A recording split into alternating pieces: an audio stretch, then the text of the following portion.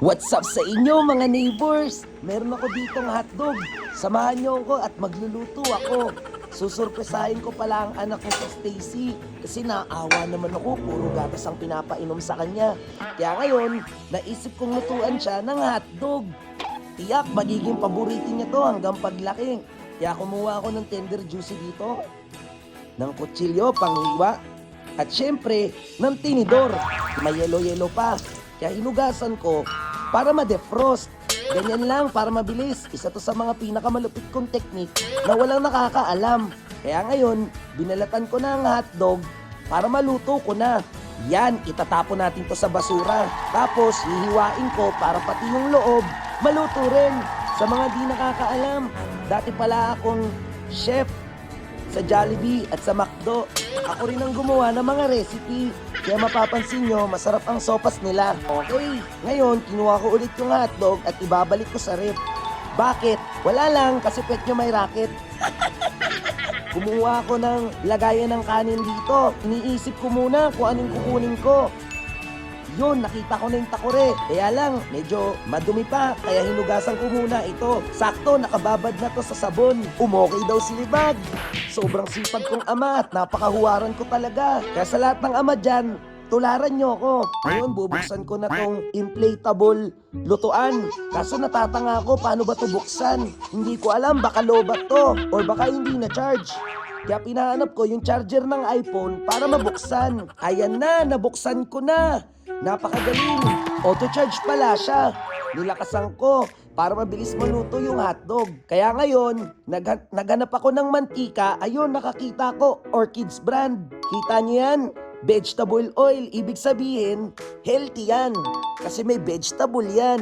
Kaya habang pinapainit ko yung mantika, naisip ko na kumuha ng kanin. Ngayon, nakita ko yung gatas ng anak ko, hindi pa ubos. O diba, sawang-sawa na siya sa gatas. Kaya napakalupit ko talaga kasi lulutuan ko yung anak ko ng kakaibang putahe. Ginawa ko, kumuha ko ng onting kanin, hinugasan ko yung kamay ko para malinis. Kasi gagawin ko dito, gagawin ko tong rice ball para mas mabilis malunok ng anak ko. Lalo na wala pa siyang ngipin, bungal pa siya. Naisip ko nga, bilihan siya ng pustiso para hindi siya mahirapan ngumuya. Ginawa ko ng 3 rice ball para I love you. Ano na, kumpleto na ang 3 kong rice ball. Hininaan ko yung kalan dito or portable na kalan. Ewan ko kung anong tawag dito. Or living plancha na lang. Nilagay ko na din yung hotdog dito. Ay, takot na takot ako. Baka tamaan ako na nagbabagang mantika. Napakasakit nun. Yan, nilalabanan ko yung mantika. Wayak! Wayak! Wayak! So ayan, niluluto ko na siya. Ganito rin ako dati magluto nung nasa McDo pa ako. Lalo na nang sa Mang Inasar ako. Napakasarap talaga ng anli sisig sa Mang Inasar. Ayan, niluluto-luto ko yung hotdog. Para hanggang loob, maluto siya. Napakahirap naman kasi kapag hilaw eh. Hindi yun masarap. Ang hirap panguyain. Inayos ko rin yung rice ball. At saka naisip ko, itong ketchup. Wag to. Naisip ko kasi, maanghang to. Baka umiyak si Stacy. Hindi ko pa naiintindihan yung salita ng mga baby. Ginawa ko, kumuha rin pala ako ng pangsalag dito. Ayan no, para hindi na ako nasasaktan. Naka-vanguard na tayo, tsaka naka-antenna shield. Hindi na ako tatablan. Medyo makunat-kunat na ako dito dahil late game na. At alam ko, gutom na rin yung anak ko, kaya hanggat maaari, gusto ko makakain na siya. Sakto, natutulog yun sa taas. Pagkagising noon, ay, good morning daddy talaga. Ayan, kinikilig-kilig pa ako dito. Kasi naiisip ko na matutuwa yung asawa ko. Automatic, gagawa na naman kami ng panibagong yugto. Ayan, tapos na siya. Maganda pa dito, sunog-sunog pa. Napaka-crunchy at napakasarap nito. Kumuha na rin pala ako ng tinidor at kutsara para maturuan ko na agad siya. Para pag nag-aral siya, excellent agad. Naku, baka 7 years old pa lang anak ko, 4th year high school na siya. Ganun siya kagaling. Kaya tara, samahan niyo ako at ibigay natin to sa kanya. Natumba pa yung kama. Sobrang excited ko, pero hayaan na. Tara, kita nyo, tumatalon-talon pa ako kasi natutuwa talaga ako. Hindi ko nga magawa to sa sarili ko. Ang saya talaga pag nakakatulong ka. Pumasok na ako sa kwarto. Ano pang inaantay nyo? Halika na. Samahan nyo akong gisingin si Stacy.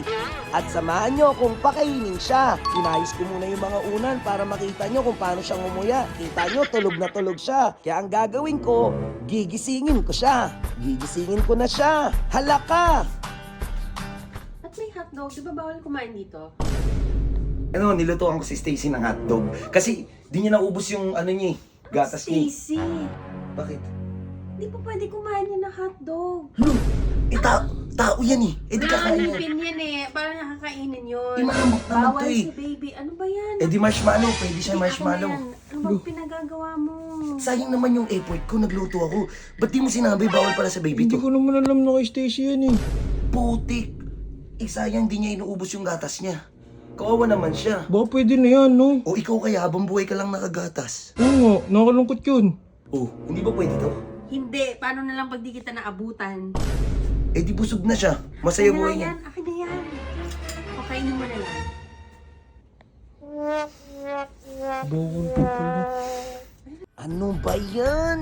Akala ko pwede na siya ng hotdog. Tao naman siya eh. Sige, dyan ka lang. Hanggang magkangipin yung anak mo. Kakatampo naman. Sayang effort ko. Ay nako, ang huwarang ama. Bow.